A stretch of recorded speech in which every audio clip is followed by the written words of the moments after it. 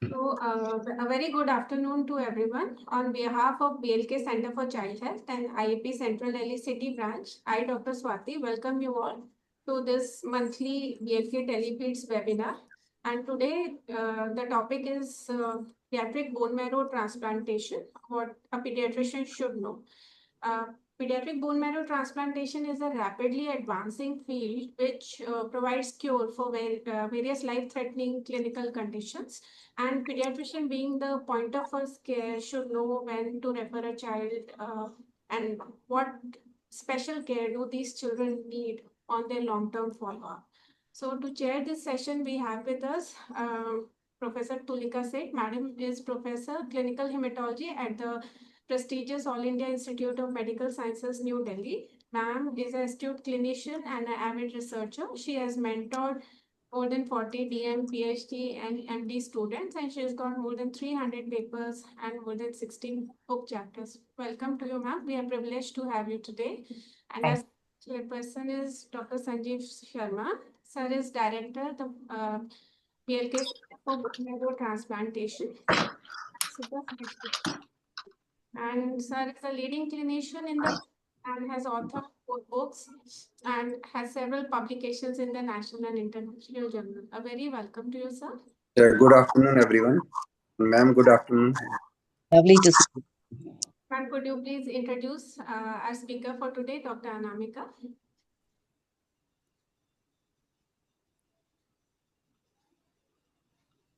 Ma'am, can everyone see my slides well? Yes, we can see your slide. Is it visible, each slide? You can change it to the slideshow mode, please. Okay. Yeah, something happened. Dr. Anamika is consultant in the Department of Bone Marrow Transplantation at BLKMAX Super Specialty Hospital. Over to you, Dr. Anamika. Yeah, so good afternoon, everyone. Thank you, Dr. Swati, for that introduction. I welcome you all. Ma'am has already welcomed you all, but it's my pleasure to speak in this session. So today I will be talking about pediatric bone marrow transplant. Now, this is a very upcoming topic, and I hope by the end of this presentation, I am able to demystify, rather debulk certain myths that one has about the pediatric bone marrow transplantation. Well, we all know it's a life-saving procedure, and often seems very complex from the outside.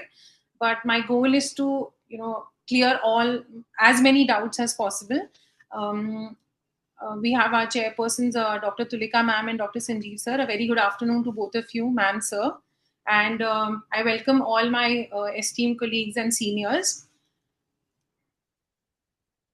So, what is the agenda points for today? I'm going to just briefly tell you about what exactly is a bone marrow transplant and what are the indications of bone marrow transplant, what are the kinds of and types of bone marrow transplant. The BMT, I'm going to just simplify the BMT process for you so that we can understand that what do we do exactly in this process. Also discuss a few case scenarios, and as I said, that try to decode certain BMT myths. And in the end, of course, we'll have a look over about how crucial is the role of a pediatrician in successful BMT outcomes. I hope I'm audible. Am I audible? Yeah, you are audible, Anamika. Proceed, Yeah. So what is a pediatric bone marrow transplant? Now, it involves replacing diseased or damaged bone marrow with healthy blood stem cells. And these stem cells can come from the patient's own body, which we call it as an autologous transplant, or from a donor, then we call it as an allogenic bone marrow transplant. So nowadays, pediatric bone marrow transplant is actually more accurately referred to as a hematopoietic stem cell transplant.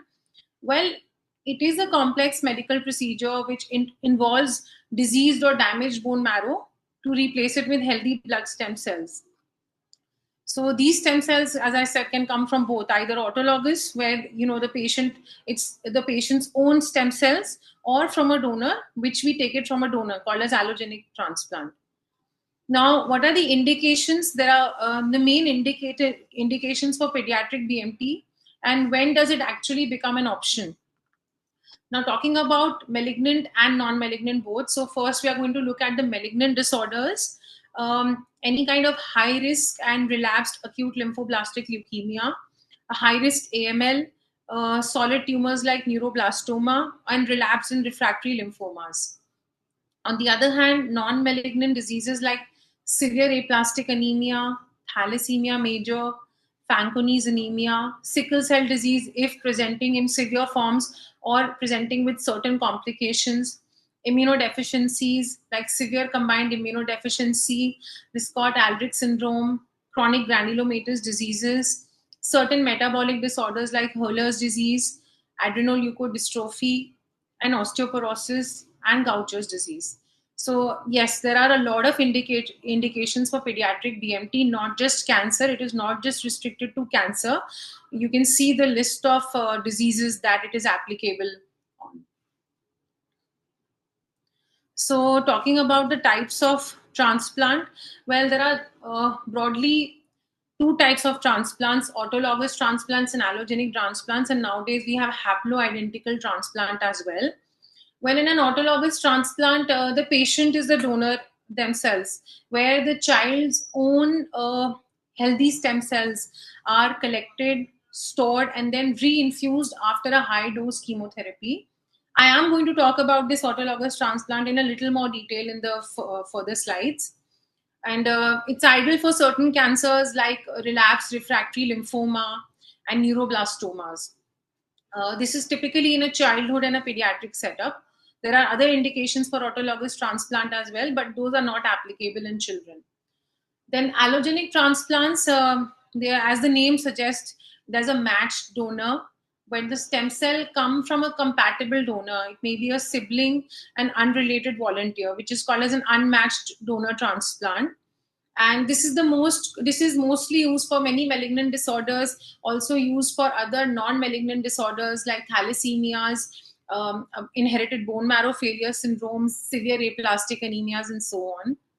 And then there's a third type of transplant, which is a haploidentical transplant, where unfortunately, when we don't have a matched family member, the half transplant, which is the haploidentical donor, serves as the donor, in which primarily in most cases, it is seen that it is mostly the parents. And it is a critical alternative when we have no full match available. Now, what are the sources? There are two primary sources of these stem cells. One is the bone marrow and one is the peripheral blood stem cells. As you can see, the bone marrow, the stem cells are harvested directly from the pelvic bone under general anesthesia, since we are talking about pediatrics. And it's a rich source of stem cells and has been the traditional source for decades. The procedure is generally safe for donors. I am going to talk about and keep bursting myths as we proceed further in this presentation, because then there are so many myths associated whether the donor is safe or not, and then I am going to talk about it. Then coming to peripheral blood stem cells, it is collected by an apheresis after a donor receives growth factor injections to mobilize stem cells from the bone marrow into the bloodstream. This is a less invasive procedure for the donor compared to bone marrow harvest. Now I'm going to talk about what exactly is an autologous transplant. Or before that, let me talk about I'm going to basically tell you about how the BMT works, and just to simplify this process, what is the principle of BMT, if I may say. So, can you hear me? Yes, Dr. Anamika, your voice is... Actually, the network just completely went off. No, I'll let you know. Can you hear me, ma'am? Yes, clearly. Okay. The network is going on and on. So, yeah, can you see these slides? You can see these are all steps of farming. So here I have tried to compare this bone marrow transplant with how a farmer basically does farming for his field or her field. So a bone marrow transplant can be compared to a specialized form of farming, where the goal is basically to cultivate a healthy, you can call it a new blood producing system. So here how works. You can see that initially, what does the farmer do? He prepares the ground, which is in our language called as conditioning. Like the farmer prepares the land, he removes the weed, and then tilling the soil to create a very suitable environment for new seeds. And that's how it works in a bone marrow transplant as well. We give chemotherapy, high conditioning chemotherapy and radiation to eliminate the disease cells and suppress the existing bone marrow and immune system, making the space for new or healthy stem cells to take root. Now, the second step, what the farmer does, he plants the seeds, which is in a BMT language called a stem cell infusion. In the farm, so the farmer basically does is he carefully plants the chosen seeds into the prepared soil to ensure optimal growth. Similarly, healthy stem cells are harvested either from the patient, which is the autologous way, or donor, which is the allogenic way, and are infused into the patient's bloodstream. So these stem cells are like the seeds. That's why we are comparing it to the steps of farming of the new blood producing system. Then comes the step of nutrition. Once planted, the farmer provides all sorts of soil, sunlight, and nutrients to help the seeds grow into stronger plants. Similarly, after the transplant, the patient's body now works to accept and kind of assimilate or maybe integrate the new stem cells, and this process is called engraftment, which involves the stem cells migrating to the bone marrow and then beginning to produce new healthy blood cells, and then ultimately harvesting, where you expect to see the benefits of harvesting. In the transplant language, we call it full immune system recovery. So the ultimate goal of farming is to harvest a healthy crop, right? Similarly, the aim of bone marrow transplant is also to establish a fully functioning and healthy immune system that can fight the disease. Now, it can take up to 2 to 3 weeks and months or even years for the new immune system to fully mature. So this is basically how the principle of BMT works, extremely similar to farming. So I've tried to simplify it as much as possible. Now, talking about autologous transplant. Autologous transplant, as I said, that it means that you're taking the patient's own stem cells and then eventually first giving chemotherapy, high dose chemotherapy, killing all the bad cells, and then infusing the stem cells in the patient's own body. In an easier language, if I would like to explain, it is taking a backup like of your healthy blood forming cells before undergoing a strong treatment that affects the bone marrow. Like after the treatment, these backup cells are returned to help your bone marrow recover and produce healthy blood cells again. Now, an autologous transplant, you can say it's a medical procedure used to treat some type of cancers like relapsed refractory lymphoma. In adults, they are also used for multiple myeloma, but in children, they are mostly used in cases of relapsed refractory lymphoma or solid cancers like neuroblastoma. Now, allogenic stem cell transplant. Now, in the simplest terms, if I explain you what is allogenic transplant, it is like receiving a blood making factory from someone else to replace your own factory that is not working well. Now, your body, let's say, has a blood making factory, which is the bone marrow in this case. And your bone marrow is where your body produces all its blood cells, whether they are red blood cells, white blood cells, and platelets. Each of these cells have different functions. The red blood cells carry oxygen, the white blood cells fight infections, and platelet help in formation of blood clot. So what happens when this factory is damaged? Like in certain conditions like cancers, where there's leukemia, in some blood disorders like hemoglobinopathies, in severe aplastic anemia or immune deficiency disorders like SCID, the factory is damaged. It is unable to produce healthy blood cells. So what do we do? The solution to that is using the donor's factory. So an allogenic transplant is nothing, but it involves replacing your own damaged blood making factory with a healthy one from a donor. So in this case, we have to find a compatible factory. That's what I mean by choosing a healthy and a compatible donor. The donor needs to be a close match preferable always a sibling with a full match or a matched unrelated donor, by which I mean who shares similar genetic markers, which is the HLA, that are like, identifying name tags, if you can call them, on cells. So yeah, this is how it works. Now I'm going to talk about a few case scenarios. So this is case one.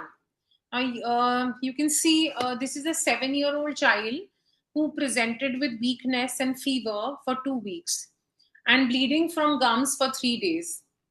Now there was no lymphadenopathy or hepatosplenomegaly, and this is what the CBC showed.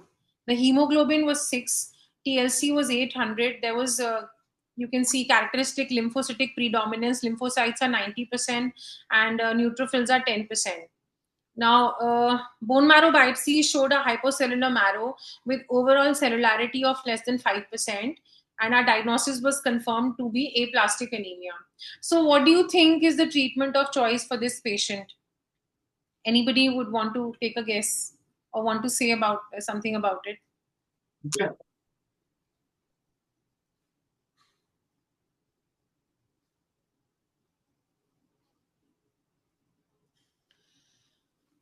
So yeah, the treatment of choice in this case is clearly an allogenic bone marrow transplant. This is how the bone marrow appeared. It was completely hypocellular with an overall cellularity of less than 5%. Now coming to case 2. Now this is a 6-year-old boy who's transfusion dependent thalassemia since the age of 8 months, when his hemoglobin was 5 gram per DL. He was diagnosed as thalassemia major and is on regular blood transfusion ever since then. So can his thalassemia be cured, or will he always be on lifelong blood transfusion? What do you think is the best treatment for thalassemia major? Anybody wants to talk about it or say what should be done? Should this patient be continued on lifelong blood transfusion, or should we think about something else? Well, yes, it can be cured, and allogenic bone marrow transplant is the best treatment.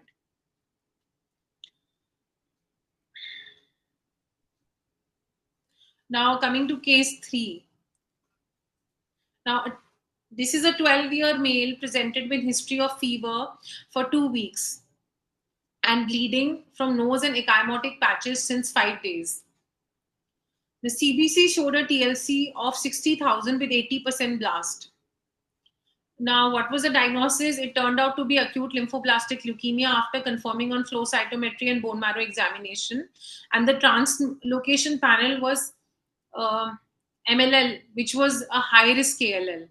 So in case of any high-risk ALL, usually in children, I am going to talk about it in the further slides, but usually in children, you don't do upfront bone marrow transplant in all cases. In case of acute lymphoblastic leukemia, as these children do very well with the standard chemotherapy regimen, which is mostly BFM based regimens that we give to these children. It's a treatment for 2 years and they do really well.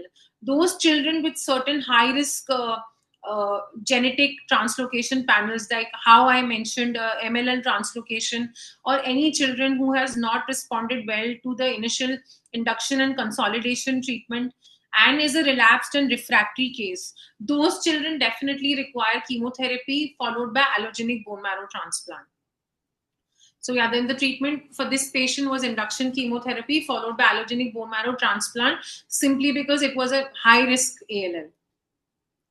Now we all know what are the common symptoms of leukemia.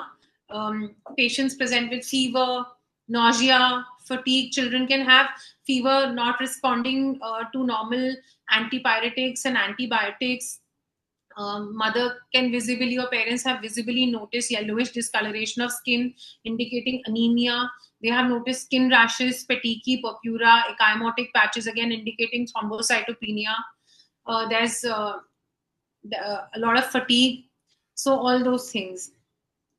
Now let's decode some BMT myths. So what is the number one myth that as a BMT physician I have heard from people and from other physicians, that most physicians and even patients have? Now most people think that BMT is a last resort for only terminal cases. Now, let's dig in more into this sentence. What do I mean that BMT is a last resort for only terminal cases? Well, that's not the case. Ideally, if you see patients of thalassemia major, if a patient of thalassemia major comes to a pediatrician, let's say at the age of 2 or somewhere between the age of 2 to 6 years of age, and is proven thalassemia major, that is one of the major reasons why that patient should be referred to a pediatric hematologist or a clinical hematologist, as the treatment of choice for thalassemia major is a bone marrow transplant, and 2 to 4 years we consider it as an apt age for transplant. So one should actually know that what are the diseases that require immediate reference, what are the treatments that require perhaps references later on. So yes, thalassemia major is definitely one of them. Then again, any kind of inherited bone marrow failure syndrome like Fanconi's, patients presenting with severe pancytopenia, as I mentioned in one of the cases previously, where there is severe aplastic anemia. All those patients require immediate bone marrow transplant. So one should definitely consider in referring them to a hematologist immediately. There are certain cases of sickle cell also, but those are when they have certain overt complications, like maybe somebody has had a CNS complication because of sickle cell, maybe have had recurrent stroke, or maybe have had recurrent episodes of acute chest crisis. But not all sickle cell anemia require transplant, but there we need to know that if it's a complicated sickle, one must refer it to a hematologist. And then other kind of diseases where there are relapsed and refractory acute lymphoblastic leukemia, and then relapsed AMLs, all those patients definitely require transplant, but it is definitely not the last resort. Perhaps it is one of the primary treatment of choice for hemoglobinopathies, for immunodeficiency disorders like severe combined immunodeficiency, for Wiskott-Aldrich syndrome, for certain metabolic disorders. So yeah, it is definitely not the last resort for terminal cases. Now, what is myth number 2? Well, most people think that all BMTs require a perfect sibling match. I think the network has gone. I can't see anyone. No, we are able to hear you, Namika. Continue. Yeah, it's all right, Dr. Namika. Hello? Can you... Suddenly your video has appeared here. We can hear you. Continue. Hello, can everyone hear me? Yeah. Yes, Dr. Namika. Okay, I think my video has appeared again. Okay. Anyways, so yeah, then you can hear me, right? That's what you're saying. Yes, continue. Yeah. So the second myth that I was talking about is that all BMT require a perfect sibling match. Well, this is also a common misconception that most physicians who are not dealing with the hematological patients on a daily basis, rather even patients, they sometimes come to us that, we found out that the child did not have a perfect sibling match. So we did not, went ahead and, did not go for a transplant. That's not true at all.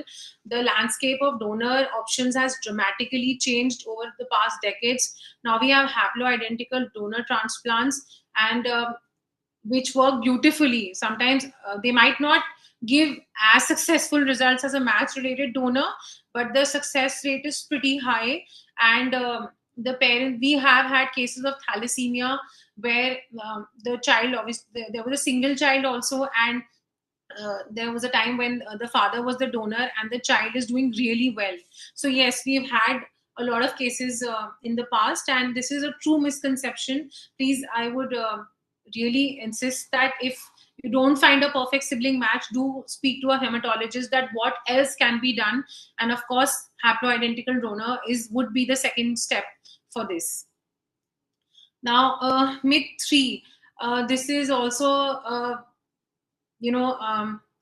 thing that most patients and most parents and most families dread.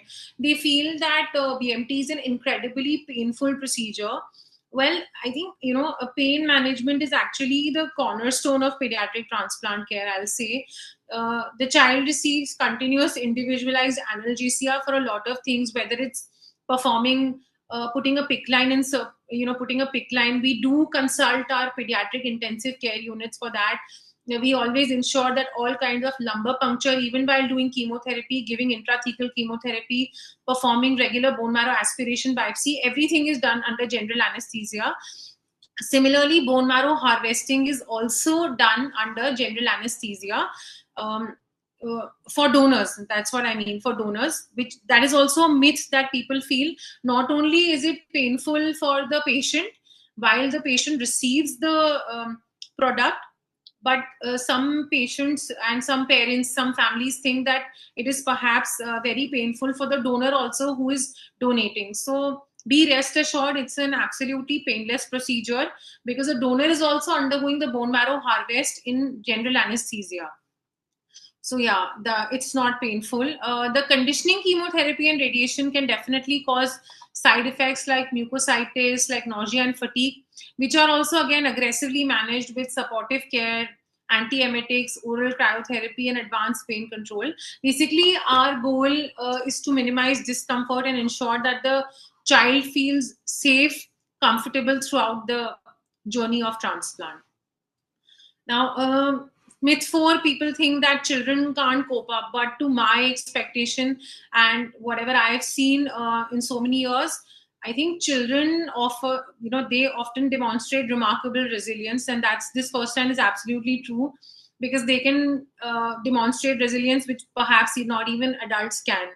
And then multidisciplinary teams play their own part, whether it's involving pediatricians, whether it's involving social workers, psychologists, even interacting with the child while you go for round as a hematologist and a physician, not just talking to them about how they feel about the procedure that they underwent or about the disease, but just generally even talking to them, singing rhymes to them. I've done that personally, where I've actually sung songs for children, and that small gesture can actually make them really happy. So children, as I said, they show remarkable resilience. The holistic approach helps children cope with isolation, maintaining their routines and expressing their feelings. So play and education are like integrated into their daily lives, even during an inpatient stay. And if you integrate them, you try to provide books where they can, draw or do certain things which they used to do when they were living a normal life, that really help them ease out. So yeah, children can cope up really well. Then the another myth is that BMT always causes infertility. This is a myth as well. While conditioning regimens definitely can impact fertility, it's not a universal outcome, and significant advancements have been made in fertility preservation. Like for post-pubertal adolescents, we do contact pediatricians, gynecologists, where we do tell them about ovum and sperm preservation. Even this is not just for transplant; it is when any post-pubertal adolescent reaches out to us, we always talk to the pediatrician and the gynecologist and give them option of sperm preservation, banking for males, and oocyte or embryo cryopreservation for females.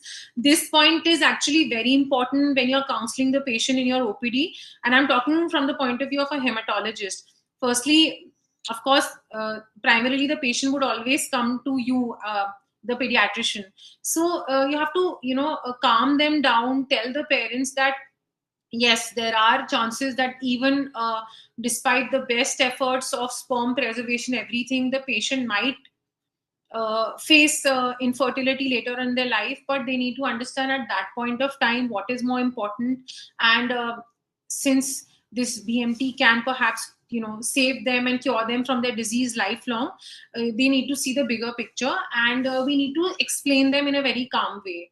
But yes, it not always causes infertility. Then BMT is only for cancers, as I've already told you that this is not correct. While leukemias and lymphomas are of course common indications, well known to people, well known to patients, well known to pediatricians, it's a life-saving treatment for so many non-malignant conditions which I've already mentioned, like thalassemia, Fanconi's anemia, immune deficiency disorders like SCID, chronic granulomatous disorders, then metabolic disorders like Hurler's, adrenoleukodystrophy, and then bone marrow failure syndromes like severe aplastic anemia. So yeah, many non-malignant conditions, HSCT offers the only curative option, halting progressive organ damage and improving the quality of life dramatically. Then another myth that we have come across, as most most hematologists and even pediatricians will agree, that the parents feel that it's a very risky procedure. So you have to explain them, like for many conditions, the risk of not transplanting far outweighs the risk of transplant itself. Like they feel that, because the donor is going to be taken in an OT, it can be dangerous for them. So you have to calmly make them sit down, explain them that everything is done under general anesthesia and the donor would be completely safe. So like any intensive medical procedure, HSCT carries risk, including infection, GVHD, organ toxicity. Yes, of course, these are risks and complications, well-known risk and complications that perhaps you have to tell the parents, have to tell the family. And keeping pure transparency, you have to make them understand, as I said, that the risk of not transplanting far outweighs the risk of transplant itself. And advances in supportive care, like there are so many times where we have taken not just opinions, but to manage so many children post transplant complications, we have shifted them to pediatric intensive care unit, and we have had such a great support from the pediatricians around us that those children have come very successfully, whether it was GVHD, whether we were dealing with PCP, any kind of sepsis. So collaborative effort with a pediatric team and a hematology team can do wonders for the child, and the risk can be minimized completely. So the risk benefit ratio is always carefully weighed against the natural history of the underlying disease. Now, another myth, there's people feel that there's poor quality of life for survivors. Now, this particular point I want to take in a few minutes and actually explain you. For example, this is where the role of local pediatricians, I feel, comes the maximum. Like, for example, we have patients from UP, Bihar, Madhya Pradesh, in different parts of states of the world and even country, where, as a hematologist, let's say our work is over once, the patient, let's say, has come from Bihar, and this patient is of thalassemia, the transplant is done, patient is doing really well and has been sent back home. That's when their fear starts, and that's when the role of local pediatricians enter, as knowledge about BMT can really help if the local, because those pediatricians are the ones who actually refer the child primarily to the hematologist. So if you ask me, the parents still have maximum faith on the pediatrician who actually referred the patient. So treating long-term complications like chronic GVHD, their immunization issues, their endocrine issues, growth, if the patient has even viral illnesses which are not even linked to transplant, that can be really beneficial if there's a local pediatrician available and is understanding enough of the infections that any patient who has received transplant can have. So I don't think there can be poor quality of life for survivors if they are well synchronized with their local pediatricians. So long-term follow-up clinics specialize in managing late effects, allowing for early detection and intervention. We had a patient from Yemen. She went back. She was a case of hyper IgE syndrome. She underwent a transplant, and then once she's back to Yemen, she's getting treated by her local pediatrician, and the pediatrician is actually managing the baby quite well. She had some renal issues which are also being managed pretty well. So they play a very important role. Then another myth that most people come across is that bone marrow donation is excruciatingly painful. The donor, they are very, very worried, and that's right also. They should definitely be worried about the donor, as donor is a completely asymptomatic person. But the fact is that the donor doesn't feel pain during stem cell collection, whether it's from bone marrow requiring general anesthesia or peripheral blood, a less invasive outpatient procedure. Donors usually only sometimes can experience mild experience if they are given granulocyte colony stimulating factors or something of that sort, or some soreness in the low back or hips. But otherwise, there's nothing else that can cause discomfort in a donor's life. So it's not excruciatingly painful for a donor. Then coming to the last myth, they feel that families are on their post-on discharge. Actually, this is very similar to myth number 7, where I mentioned that the role of local pediatrician is very important. The journey, so yes, absolutely not. The journey extends long after discharge. Family receives extensive education and medical management, infection prevention, and recognizing signs of complications. We always tell them to stay nearby the hospital premises post-transplant also, because any kind of fever post-transplant is an emergency, is a complication. Any kind of bleeding manifestation, any kind of rash, any kind of diarrhea should not remain unnoticed, but should definitely be either in the knowledge of the local pediatrician or the hematologist who has done bone marrow transplant. So yeah, that is also a myth. They are not on their own. We keep a good track of them.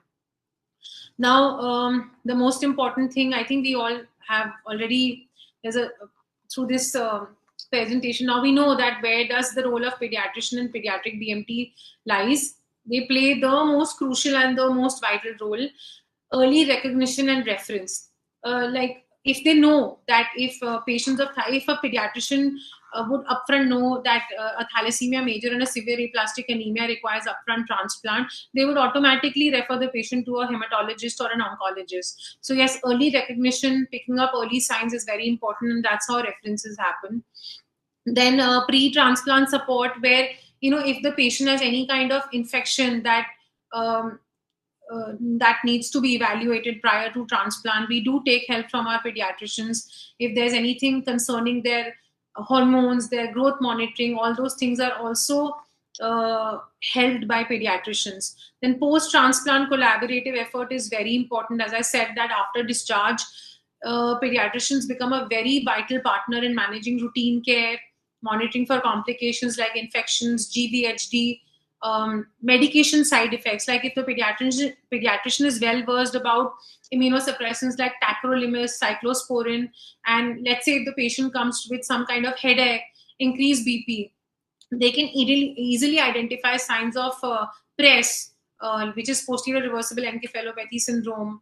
Or if the patient post-transplant has followed up with a pediatrician with multiple loose motions, with multiple skin rashes, they can immediately identify it as a sign of GVHD. That really helps the bone marrow transplant physician, and coordinating with the transplant team becomes very easy.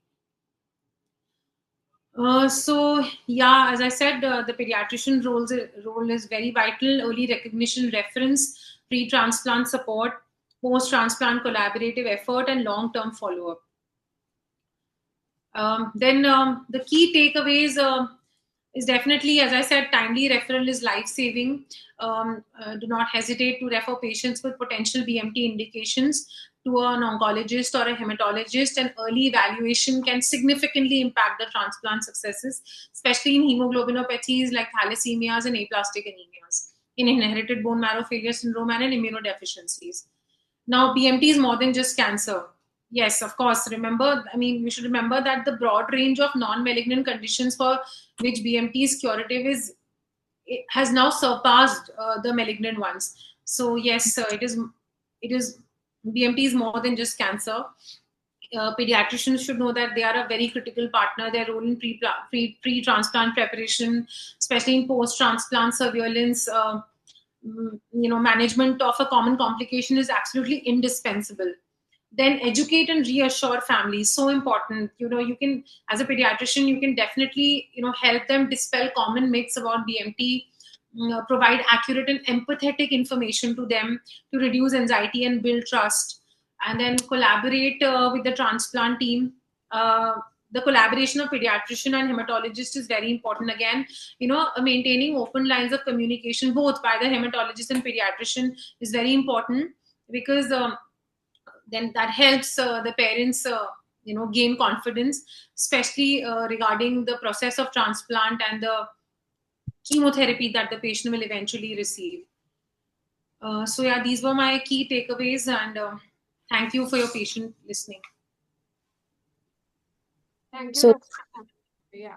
Yes, Ma'am, over to you. Go ahead. Yeah, so thank you very much. It was a very good overview, and you highlighted many of the bits. I remember doing a talk about this about 20 years ago for IAP South Zone. And though bone marrow transplant is not new, but what you've highlighted is that many patients that earlier could not be taken for transplant because they did not have a fully matched sibling donor or they had severe comorbidities, now they can be taken up. So, congratulations to you and very, very welcome. And I do hope that there'll be a lot of good referrals now.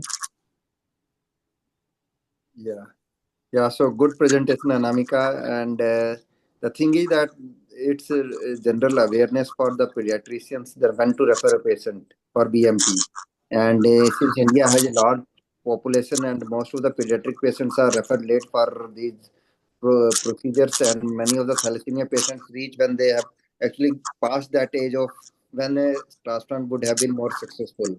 And so these timely references will matter a lot in saving the child from complications and from the disease as well. So a nice presentation. Thank you, Tulika ma'am. Thank you, sir. Thank you for your comments. Ma'am, Swati ma'am, you can take over. Ma'am has posted some questions in the chat. Can you further elaborate upon these? Yeah, ma'am. One second. So first question is, can you describe what has to be done if there is big weight difference between the donor and the recipient?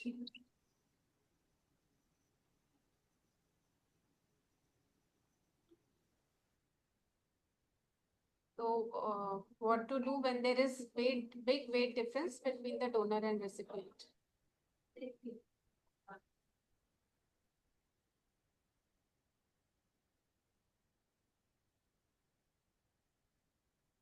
Dr. Anamika, are you there? I think there might be some problem with her network. Yeah.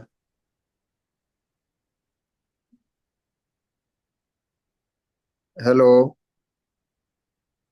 We can hear you, sir. Dr. Anamika, I think.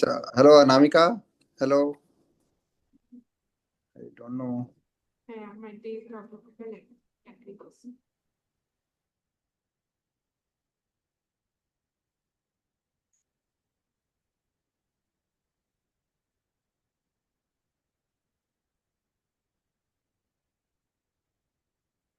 Yeah, so we can continue with that, I think, before if she joins by the time. Hello. Yes, sir. Maybe you Yeah. can pick up some of the points. She's trying to log in. Yeah. So if there is a big difference, like if donor, the problem happens when donor is not is less in weight compared to recipient. Otherwise, the other way around, there is no problem. But in that case, we have to see how much like minimum stem cell dose we can get, and ideally we target a minimum stem cell dose of 2 million cells, which is calculated according to CD34 cell dose. So if we are anticipating that the difference is very much, then rather than doing for bone marrow harvest, we go for peripheral blood harvest, which gives a higher dose. And so that has to be seen. And when we do a sibling transplant, actually the weight Yeah, I'm is so not sorry. My concern. Wi-Fi got disconnected. Yeah. So in Sorry. that case, it's not a major concern if you are doing a peripheral blood harvest, and when siblings are like of similar age, the age difference is not that much, then this doesn't matter as much. And sometimes if you are doing bone marrow harvest, then doing the harvest 2 times may be in rare cases required if you don't get the enough dose. So that is the thing regarding the weight. And some lowest weight criteria for the donor, that what should be the minimum weight? Is there any such criteria? No, there is no as such criteria, but we have to take around 15 to 20 ml per kg if we are doing harvest, and we have to see that it depends on how urgent the transplant is. And usually, if we take a donor of 3 years or 2 years, then the weight around 10 kgs they do say, but it all depends on how urgent the Now, if transplant let's is. say if it would have been a transplant for a skid patient, which is an emergency, then perhaps we will not look at the weight in that case, like an emergency transplant. For patient, the weight doesn't matter. For skid patients, we have to do transplant within initial first few months. So for patient, whatever may be the weight of the patient, it doesn't matter. For donors, yeah, we do say that 10 kg, but that's also not an absolute indication. It all depends on the condition for which we are taking the donor. Next question, Dr. Anamika, is why Yes, ma'am. need Ma'am, can you be a little loud? Yeah. I can't hear. So why do patients need to be referred early for the patient with thalassemia and aplastic anemia?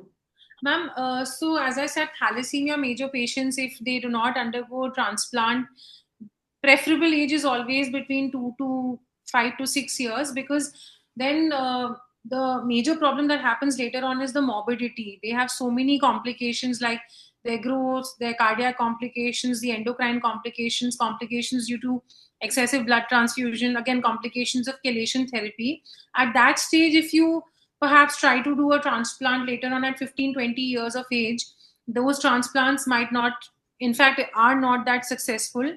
When you do it as at an age where the child has not been transfused for very long, has not been exposed to any complications as much as they are exposed to at that age.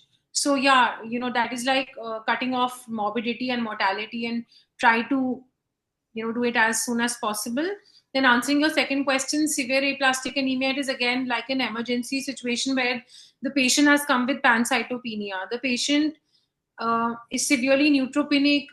If you delay the transplant till that, wait for a long time, the patient unfortunately will succumb to complications of neutropenia, anemia, and thrombocytopenia. So yeah, doing transplants at that age, as advised, is important. Yeah, for thalassemia patients, I want to add that this is the iron overload which is most dangerous. So as you keep on delaying the age, the patient will continue to get more and more transfusions. The iron overload will continue to increase, and that will damage his liver and heart. These two are the primary organs which, if get defunct, then the outcomes of transplant become poor. So we need a good heart and a good liver before transplant, and that can happen only if you do transplants early. That's why we keep a early age as a good marker, and the risk stratification has also been devised, that Lucarelli classification based on iron overload only and how much organs are affected. So that chelation and iron overload, particularly iron overload, is the reason why early transplant is preferred in thalassemia. Yeah, if somebody with a Lucarelli classification of class 3 would definitely, They their have prognosis would differ. Yeah. Yeah, the outcome is 50% for Lucarelli, but 90% Yes. Yeah. So do you also see problems of sensitization in the patients with? Yeah. That too also increases. The Definitely. more Yes, transfusions, the ma'am. more That is all. sensitization. Yeah. Yeah. So next question is, which patient should be sent for transplant when suffering from leukemia? So shall I say, ma'am? Yeah, go ahead. It's your question. And let's put up the questions. Ma'am, so anybody, ma'am, with as I mentioned, relapse. Basically, for acute lymphoblastic leukemia, one doesn't require an upfront transplant. I'm talking in terms of pediatric transplants. They do very well with the standard chemotherapy that we give for 2 years. But if these children do not respond to the induction early intensification phase, you come to know after giving chemotherapy for a certain number of cycles, we repeat a bone marrow aspiration biopsy, and when you can see that they are relapsed or refractory, not responding to treatment, those are definitely potential candidates for pediatric bone marrow transplants. And somebody who has high genetic translocations like the one I mentioned, the MLL translocation, somebody with a complex karyotype. So all those things, all such people, all such children will require transplant. Not standard risk will not require transplant in case of acute lymphoblastic leukemia. Ma'am, you want to add something, Tulika? No, I think that's good. Yeah. Do you take video informed consent while counseling the patients? Do you take video recording of the consent? Ma'am, we don't take video recording, but we definitely take consent in a very detailed way. We make sure that if both the parents are available, and if any important family member is available, we ensure that. In fact, we keep emphasizing that, and we keep telling them on a repeated basis so that they understand. Sometimes what happens is that you briefly, tell them about this transplant procedure in the OPD, and the next day they might, or they completely, sound like they don't remember anything, or they are not well aware. So it's important to make that discussion very empathetic. And of course, medical legally, you take all the written documents. Don't take a video, but sometimes take pictures, maybe, and attach it in the file or Xerox copies. And lastly, what are the vaccines which are recommended after bone marrow transplantation? When do we begin, and what kind of vaccines can be given? For that, we send it that's why we require 2 people.